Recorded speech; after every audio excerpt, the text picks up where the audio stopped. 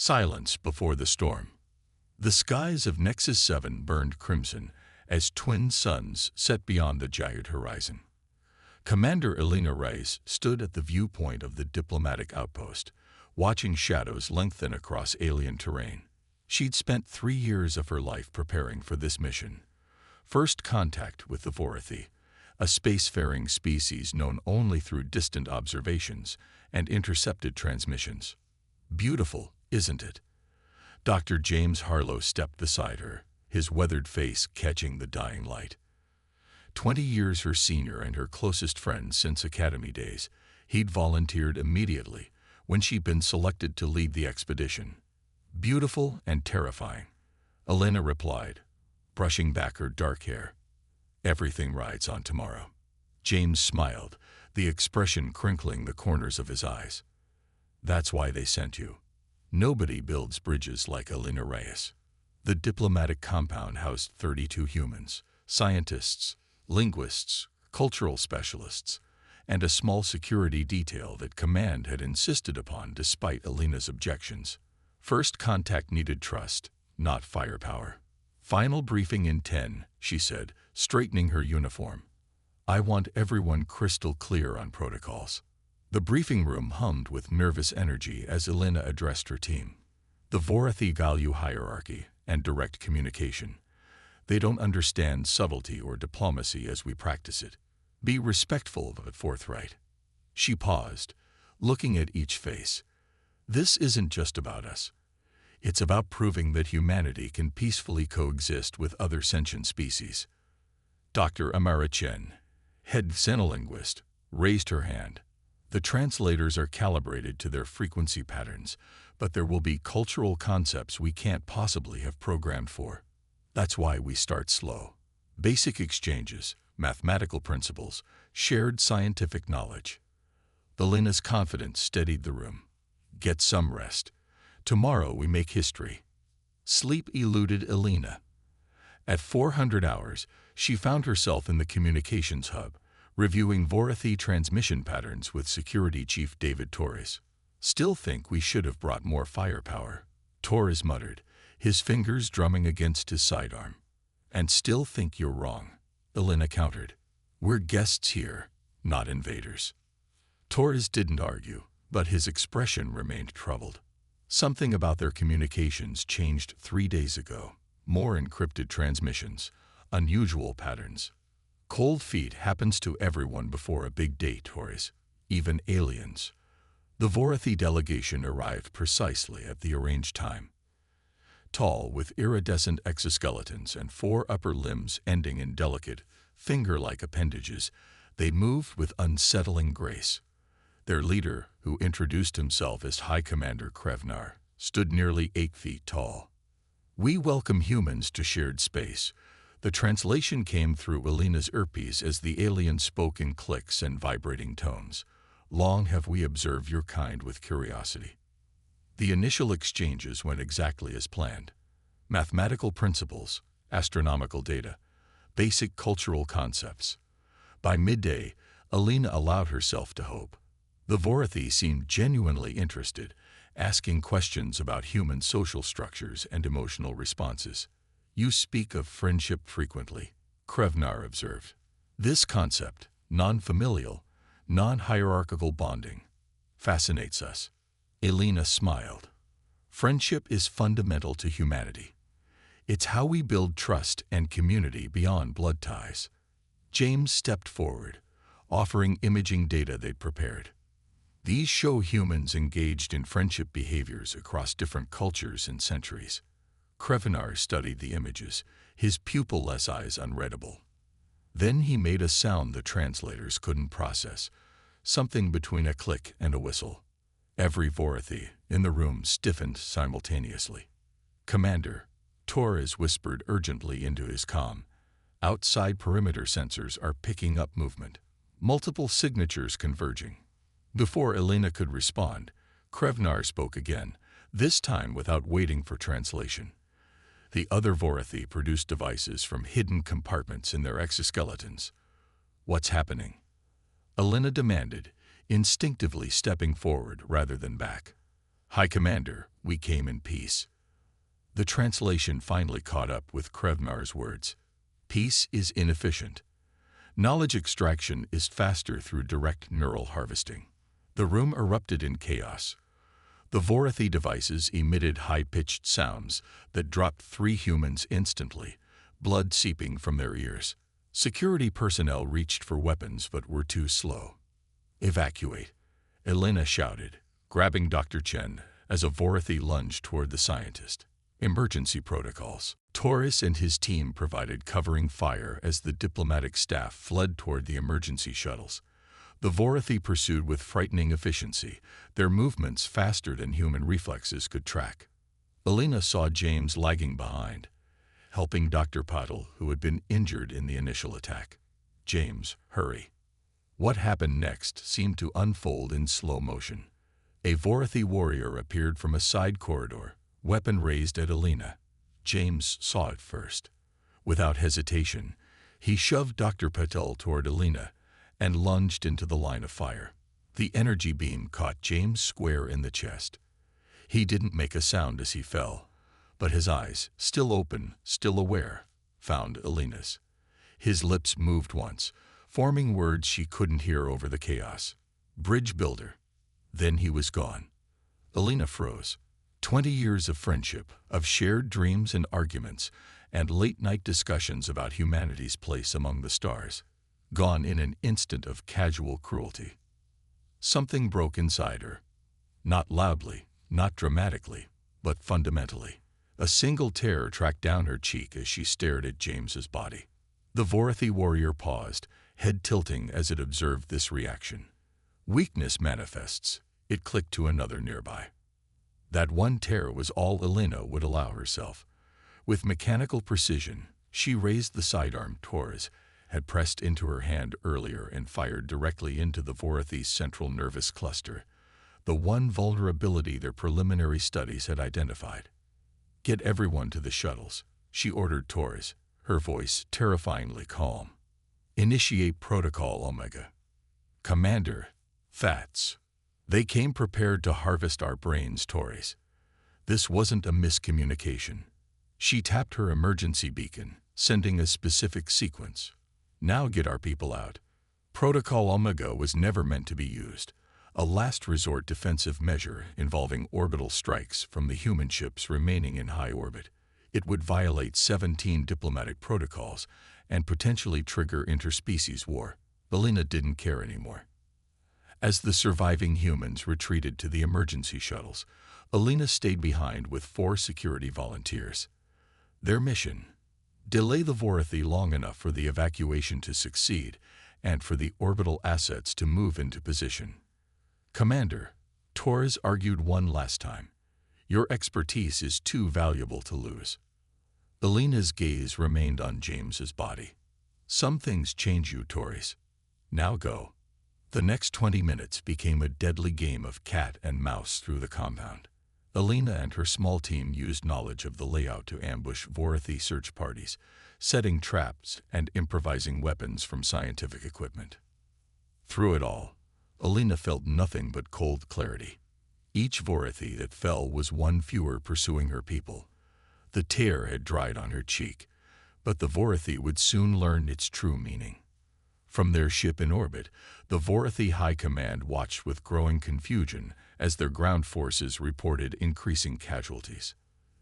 The humans were supposed to surrender immediately, Sub-Commander Vrltak said.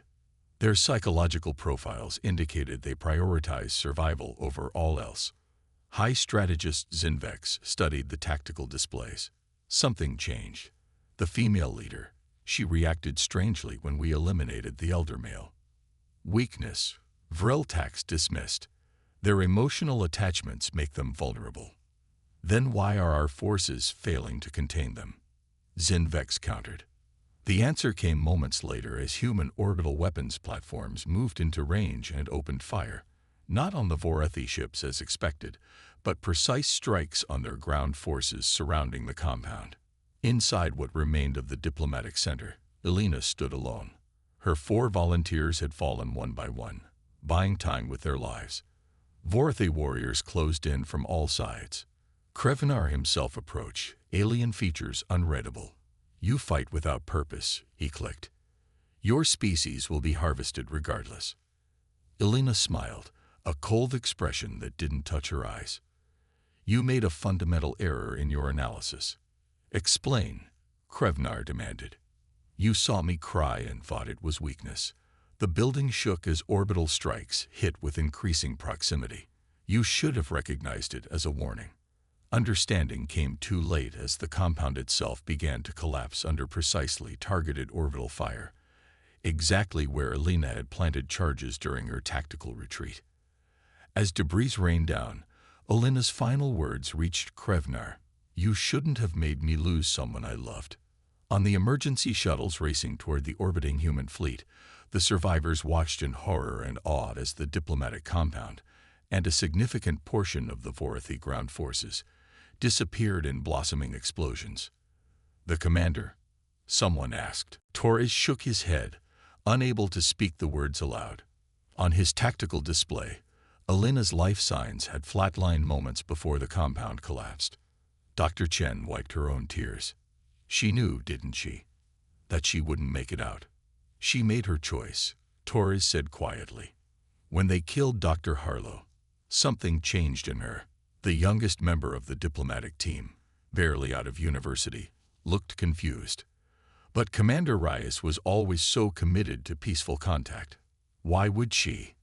Because, Torres interrupted, they made a human cry, and then they failed to understand what that meant. As the shuttles docked with the human fleet, already preparing to depart the system ahead of inevitable Vorathi retaliation, a legend began to form, one that would spread across human space and eventually to other species. Beware the tears of humans, for they mark not the end of their strength, but the beginning of their wrath. The price of underestimation. The Vorathi High Command vessel shimmered against the darkness of space, its crystalline structure refracting starlight in prismatic patterns. Inside the central chamber, High Commander Krevenar's successor, Vernax, faced the assembled war council. Explain, he demanded, mandibles clicking in controlled rage, how a diplomatic mission resulted in the loss of 300 warriors and our most experienced first contact specialist. Strategic analyst Zinvex, who had survived the disaster on Nexus 7, stepped forward. The humans did not respond according to predictive models. When the elder male was terminated, the female leader underwent a neurochemical shift our sensors detected but could not interpret. A single human female caused this destruction. Another counselor clicked incredulously. Not alone, Zinvex corrected, but she was the catalyst. She activated their defensive protocols and sacrificed herself to eliminate Krevenar and his guard detail. Vernax's inner eyelids flickered, a sign of deep thought among the Vorathi. Show me the recording again. The holographic display activated, showing Elena Reyes in the moments after James Harlow's death. The image zoomed in on the single tear tracking down her face. There, Zinvex indicated. This liquid secretion, we interpreted it as physiological weakness, a sign of surrender. We were wrong. Meanwhile, aboard the human battlecruiser Thermopylae, Admiral Wei Cheng reviewed the surviving data from the Nexus 7 disaster. Beside him stood Captain Nadia Reyes, Elena's younger sister, her face a mask of professional composure, betrayed only by white-knuckled fists at her sides. The diplomatic compound was completely destroyed, Wei said gently. The Vorathi ground forces suffered significant casualties, but their orbital fleet remains intact and is pursuing. Elena knew what she was doing, Nadia replied, her voice tight. She wouldn't have activated Omega Protocol without ensuring the evacuees had time to reach safety. We nodded. The question is, what now? The Vorathi outnumber us 3-1 in this sector. Nadia's eyes hardened. Now we show them why my sister's warning shot was merciful by comparison. The 5 human vessels, 3 military, 2 research, executed a daring strategy.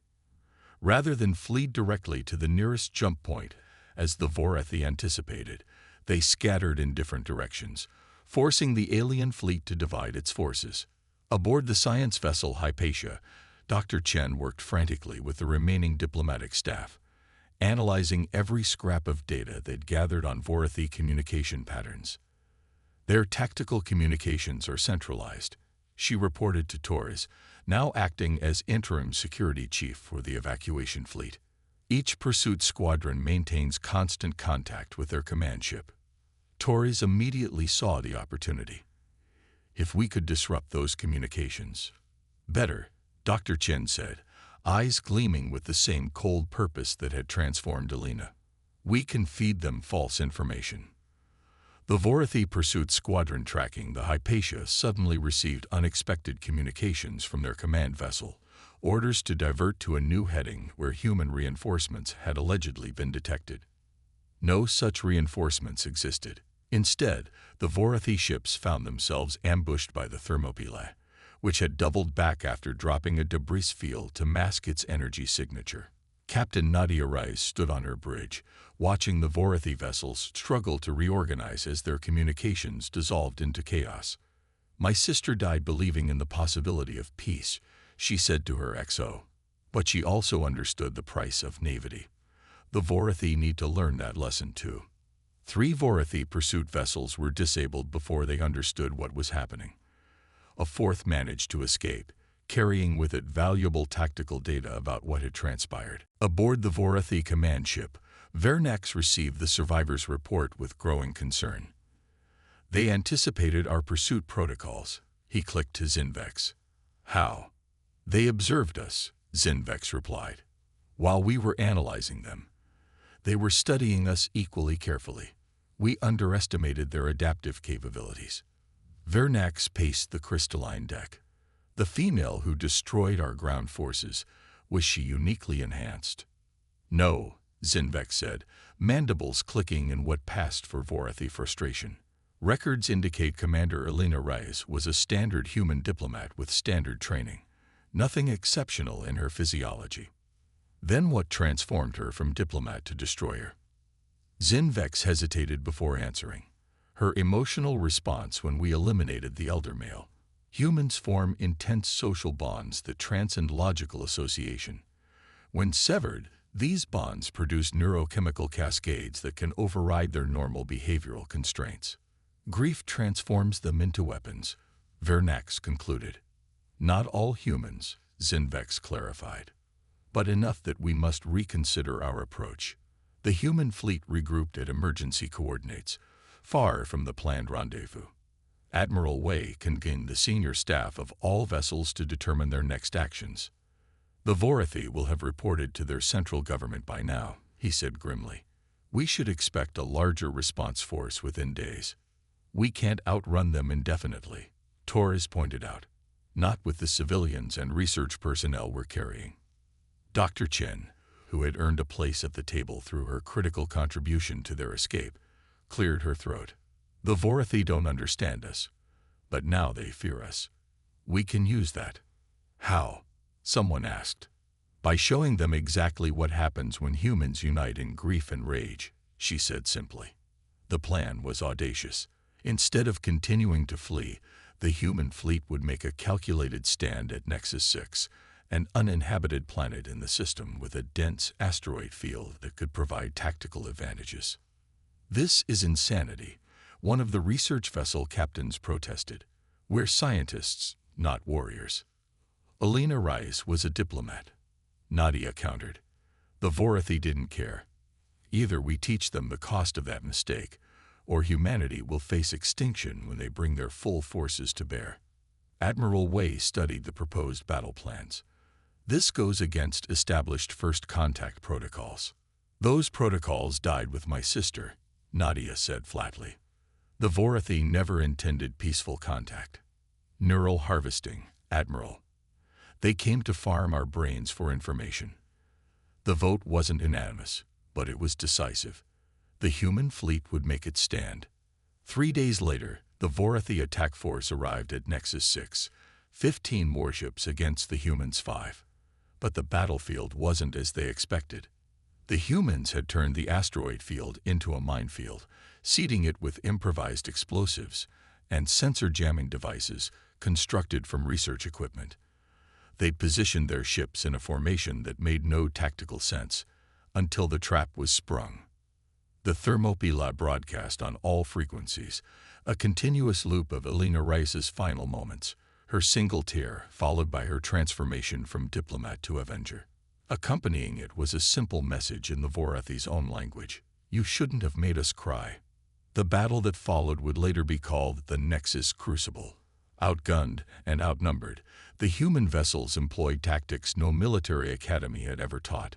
Sacrificial maneuvers, psychological warfare, and a willingness to sustain damage that shocked the Vorathi commanders.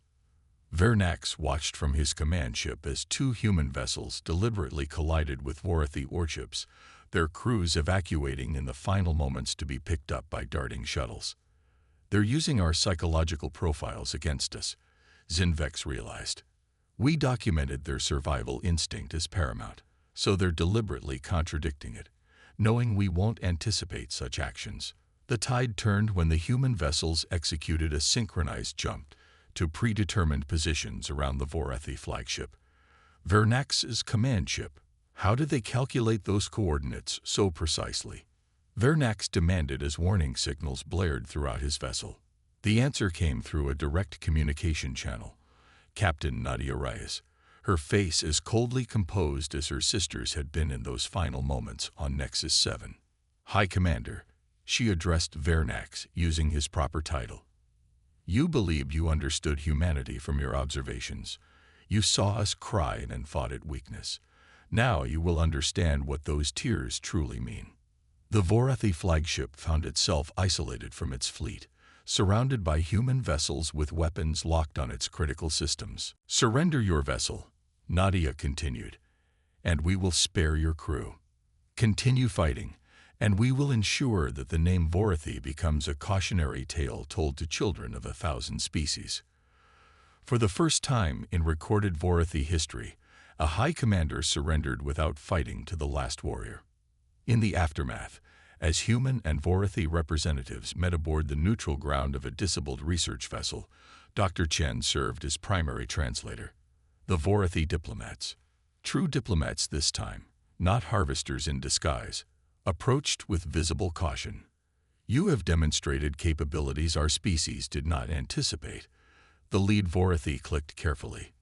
We seek to understand. Admiral Wei, flanked by Captain Rice and the other human leaders, nodded to Dr. Chen, who activated a holographic display. This is Commander Elena Reyes, she explained as Elena's image appeared, a diplomat who believed peace between our species was possible. The image shifted to show James Harlow. This was Dr. James Harlow. When your forces killed him, you saw Commander Reyes shed a tear. The recording played that critical moment again. You interpreted this as weakness. It was not. What was it? The Vorathi diplomat asked. A warning, Nadia answered, stepping forward. Humans cry for many reasons: joy, sorrow, anger, fear. But when we cry for those we've lost, it marks a transformation. What follows is not weakness, but resolve. Understanding seemed to filter through the Vorathi delegation. Their postures shifted subtly, mandibles clicking in their version of solemn acknowledgement. We have much to learn about each other, the lead diplomat finally clicked. If peace is still possible.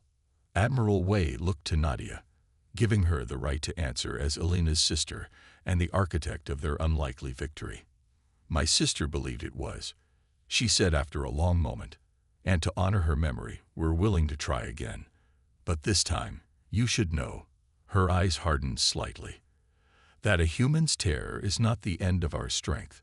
It's the beginning of what we're willing to do for those we care about. As the diplomatic discussions began anew, this time with genuine caution and respect on both sides, a message spread throughout alien space, carried by Vorathi communications and human diplomats alike. They saw a human cry and misunderstood. They thought it weakness. It was warning. They learned there would be no mercy until they understood the tears.